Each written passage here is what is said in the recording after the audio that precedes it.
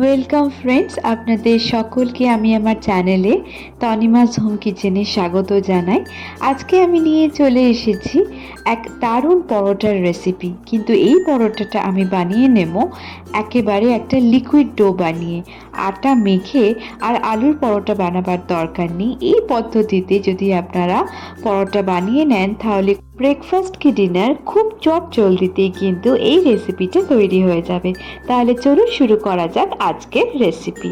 আমি এখানে প্রথমে নিয়ে নিয়েছি আলু। এখানে আমি 4 থেকে 5টা মতন আলু নিয়ে নিয়েছি।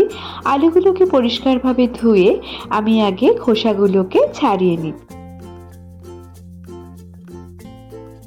এখানে আমি 4টে মতন আলু ব্যবহার করছি। আপনাদের যতটা পরিমাণ লাগবে ততটা পরিমাণে কিন্তু আপনারা আলুর ব্যবহার করে নেবেন। 4টে মতন আলু ব্যবহারে কিন্তু আমরা বানিয়ে নিতে পারি 10 থেকে 15টা মতন পরোটা। এরপর আমি আলুগুলোকে পরিষ্কারভাবে ধুয়ে প্রেসার কুকারের মধ্যে 1/4 কাপ জল আমি এর মধ্যে দিয়ে দেব। এরপর এর মধ্যে আলুগুলোকে দিয়ে প্রেসার কুকারে আমি সেদ্ধ করে নেব। আলুগুলোকে আমি দিয়ে দিচ্ছি। এখানে আমি আলুগুলো নুন দিয়ে সেদ্ধ করার দরকার নেই, শুধু সেদ্ধ করলেই কিন্তু হয়ে যাবে। আলুগুলোকে আমি দিয়ে দিলাম। এবার আমি 2 থেকে 3 মিনিট মতন এভাবে প্রেসার কুকারে সেদ্ধ করে নেব।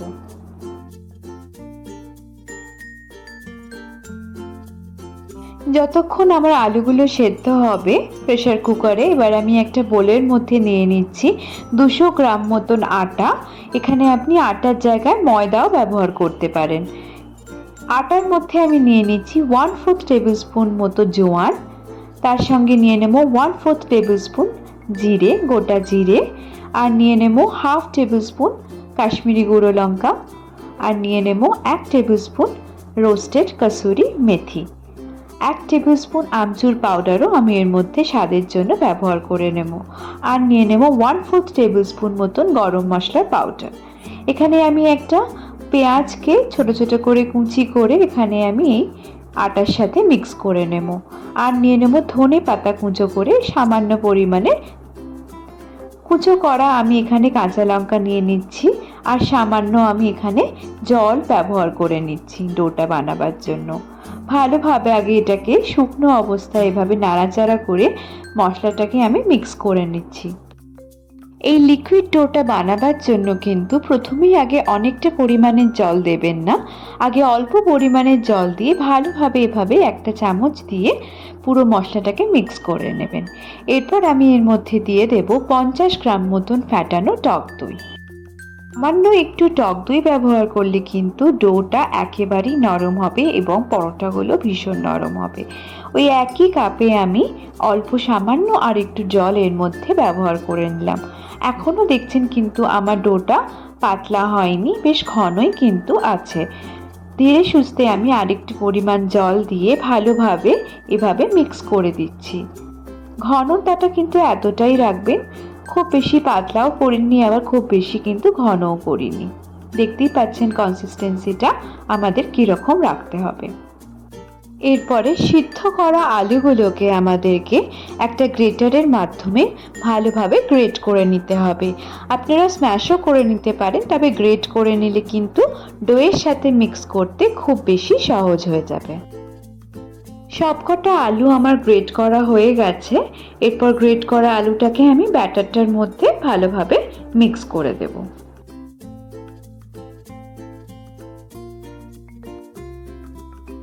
তাহলে দেখতেই পাচ্ছেন আমি সিদ্ধ আলুটাকে কত সুন্দরভাবে কিন্তু মিক্স করে দিলাম ব্যাটারের সাথে। ভালোভাবে এটাকে এভাবে ফ্যাটাতে থাকবেন যতক্ষণ না ব্যাটারটা একেবারে স্মুথ হয়ে যাচ্ছে। আমি এখানে সামান্য পরিমাণে আরেকটু জল এর মধ্যে দিয়ে দিচ্ছি, কারণ থিকটা খুব বেশি হয়ে গেছে। সামান্য একটু পাতলা করার জন্য আমি এখানে জলটাকে মিশিয়ে নিলাম। ব্যাটারটা আমার খুব সুন্দর তৈরি হয়ে গেছে এবং কনসিস্টেন্সিটা এতটাই রাখবো। এরপর আমি এখানে 1/2 টেবিল স্পুন বেকিং সোডা ব্যবহার করে নিলাম। বেকিং সোডাটা কিন্তু আপনাদের দিতে হবে একেবারেই শেষে। ভালোভাবে দিয়ে আবারও আমি মিক্সচারটাকে খুব ভালো করে নাড়াচাড়া করে মিক্স করে নিলাম। এরপর আমি এখানে একটা চাটনি বানিয়ে নেব। তার জন্য নিয়ে নিচ্ছি 1 কাপ পুদিনা পাতা, 1 কাপ কুচো করা ধনে পাতা আর এখানে আমি নিয়ে নেব ফ্যাটানো দই। এখানে আমি 30 গ্রাম মতন টক দই ব্যবহার করে নিলাম। এর সঙ্গে আমি নিয়ে নেব কাঁচা লঙ্কা। কাঁচা লঙ্কা আমি এখানে 2টো ব্যবহার করে নিলাম। সামান্য একটু মিষ্টির জন্য আমি 1 টেবিল স্পুন গুড়ের ব্যবহার করে নিলাম।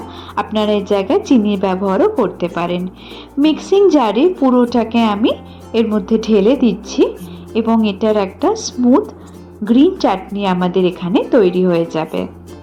সামান্য এখানে একটু স্বাদ মতো আমাদের নুন নিয়ে নিতে হবে।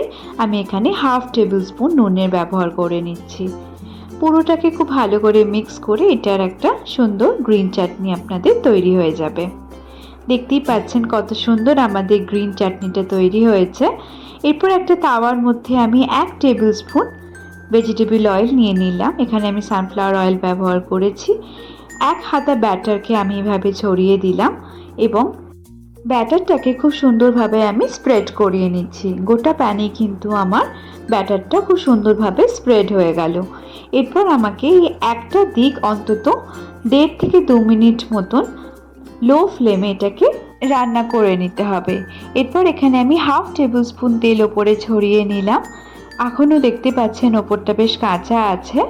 2 মিনিট মতন হয়ে গেছে। এরপর যখন আমার আর ব্যাটারটা স্টিক করছে না, তার মানে আমার কিন্তু একটা সাইড রান্না হয়ে গেছে। অপর সাইডটাকে আমি ধীরে সুস্থে এভাবে পাল্টে দিলাম এবং এটাকেও আমাকে 1.5 থেকে 2 মিনিট মতো লো ফ্লেমে রান্না করে নিতে হবে এবং বেশ ক্রিস্পি হয়ে গেলেই কিন্তু তৈরি হয়ে যাবে আমাদের লিকুইড ডোর আলু পরোটা। দেখতে পেলেন কত সহজে কিন্তু আটা না মেখেই খুব কম উপকরণের সাহায্যেই তৈরি হয়ে গেল আমাদের এই লিকুইড ডো আলু পরোটা। এভাবেই কিন্তু মাত্র 4টে আলু দিয়েই তৈরি করে নেব আমি গোটা পরিবারের জন্য 10 থেকে 15টা আলুর পরোটা। দেখতে যতটা লোভনীয়, খেতে কিন্তু তার থেকেও বেশি সুস্বাদু। এর সঙ্গে কিন্তু তরি তরকারি কিছুই আর প্রয়োজন হবে না। এই গ্রিন চাটনি আর সামান্য একটু আচার দিয়ে কিন্তু এই পরোটা একেবারেই জমে যাবে। ব্রেকফাস্ট কি ডিনার, এই রেসিপিটা কিন্তু যে কোনো সময় ভীষণই ভালো লাগবে। ছোট থেকে বড় সবারই কিন্তু খুবই ভালো লাগবে। আজকের রেসিপিটা যদি ভালো লেগে থাকে তাহলে আমাকে কমেন্ট সেকশনে জানাবেন। চ্যানেলটাকে সাবস্ক্রাইব করবার অনুরোধ রইল। ভিডিওটাকে শেয়ার করবেন, লাইক করবেন এবং বেল আইকনটাকে ক্লিক করে রাখবেন যাতে আগামী পর্বের সমস্ত ভিডিও নোটিফিকেশন আপনাদের কাছে পৌঁছে যায়। ধন্যবাদ, ভালো থাকবেন।